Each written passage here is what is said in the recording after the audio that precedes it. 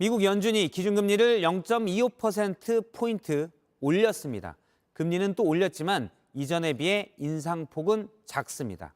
무엇보다도 파월 미 연준 의장이 처음으로 물가 인상 둔화가 시작됐다라는 말을 썼습니다. 중요한 것은 우리나라 금리죠. 미국이 이른바 베이비 스텝을 하면서 우리나라 금통위가 부담은 덜었지만 새해 첫 달부터 많이 오른 물가는 고민입니다. 장서윤 기자입니다. 미국 연방준비제도는 우리 시각으로 오늘 새벽 기준금리를 0.25%포인트 올렸습니다. 지난해 4차례에 걸쳐 0.75%포인트씩 올리고 12월 0.5%포인트를 올렸다가 11개월 만에 가장 낮은 폭으로 올린 겁니다. 이날 제롬 파월 의장은 물가 인상 둔화라는 단어를 처음으로 언급했습니다. That disinflationary process that you now see underway is really at an early stage. What you see is really in the goods sector, you see inflation now coming down.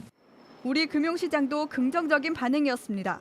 코스피는 어제보다 0.8% 올랐고 환율 역시 11원 내린 1,220원에 마감했습니다. 하지만 한국은행은 미 연준과 시장 간 인플레이션에 대한 인식 차이가 여전히 크다며 신중론을 폈습니다.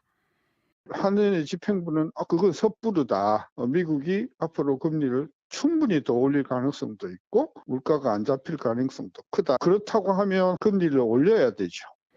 우리 물가는 아직 뚜렷한 하향세를 보이지 않고 있습니다.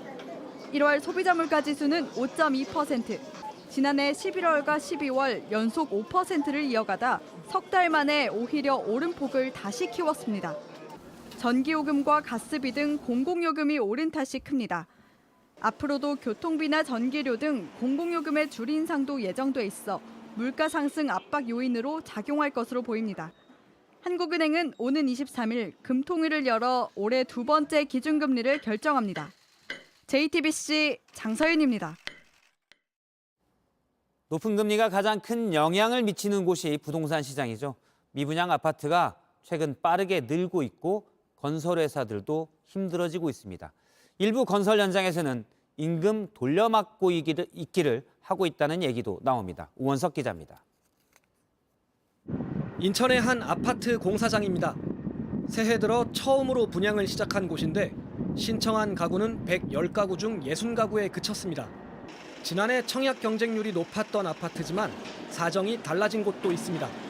서울 강북의 한 아파트는 당첨자들이 잇따라 계약을 포기하면서 이른바 악성 미분양 아파트가 됐습니다. 지난해 12월 기준 전국 미분양 물량은 6만 8천 가구로 위험 수위가 넘었습니다. 특히 지방 미분양 사태는 더 심각합니다. 수도권에서 6.4% 늘어나는 동안 지방에서는 20% 가까이 폭증했습니다. 아파트 건설은 내수 경제에 미치는 비중이 커 미분양으로 건설사 수익이 나빠지면 하도급 업체의 줄도산으로 이어질 수 있습니다. 미분양이 발생하게 되면 건설업자 입장에서 자금 회전이 제대로 안 될 테니까 상당히 부정적인 영향이 있을 수 있겠죠. 실제로 일부 건설 현장에선 하도급 업체 간 임금 돌려막기가 시작됐다는 우려까지 나옵니다. 미분양돼가지고 돈이 순환이 안 되니까 암만 대기업이라도 돈이 늦게 들어오는 경우가 많아요. 대기업에서 받는 돈을 딴 데로 이제 수입하고 돌리고 그런 일들이 많아요. 정부는 금융위기 당시와 비교하면 아직 큰 위기는 아니란 입장이지만 부동산 침체가 계속되면 건설사들이 줄도산할 수 있습니다. JTBC 오원석입니다.